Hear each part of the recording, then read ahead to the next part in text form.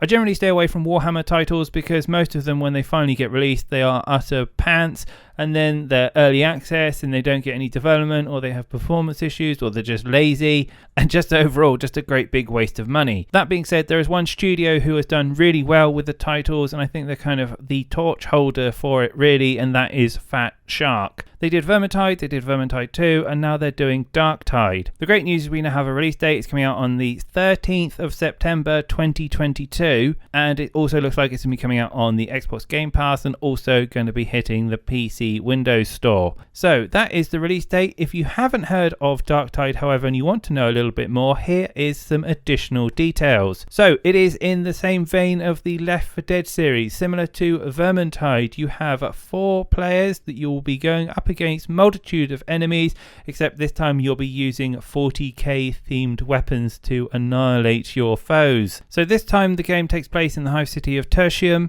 So you start off as a prisoner, you get recruited by the Inquisition, but to prove yourself to the Inquisition, you have to set off and do a whole host of different missions. If you accept a mission and you survive, when you come back, you'll get access to then more missions. And that is the progression system and how you further yourself within the story. Now, true to Fat Shark's previous games, they have promised that the action is going to be both fast-paced and brutal as previously done. And again, they've put emphasis on the fact that team composition is super important if you want to get through some of those more trickier missions. Now, the thing with 40k is there is a lot more gunplay. They have promised that there's going to be lots of the melee combat that was highly praised inside of Vermintide 2, and they've promised that they've balanced it so there's a great mixture between both melee play and gunplay. How they're going to do that, I'm not sure, but I can't wait to see some of the lasgun combat as well as chainswords. My current theory is that they're going to balance it around ammo like they did in the previous titles, so you just can't spam all the time, so you have to use your melee to conserve your bullets, but hopefully it'll be balanced and, more importantly, a whole ton of fun. Now, in terms of classes, I don't actually know what they are at the moment. There probably are some people out there who are more familiar with the 40k universe, so if you do know the classes or recognise some of the characters in there,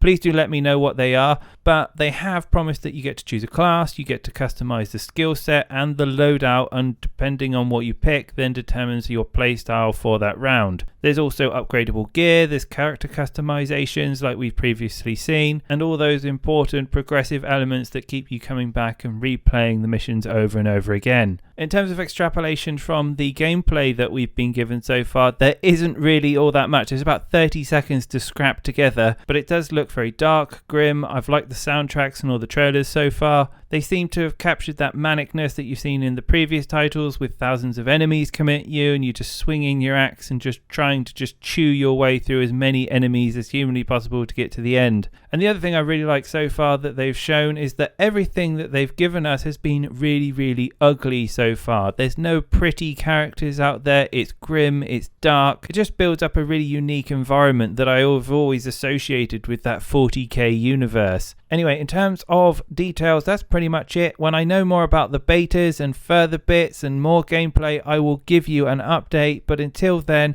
have a great week, everyone, and I'll be back with more games and reviews soon.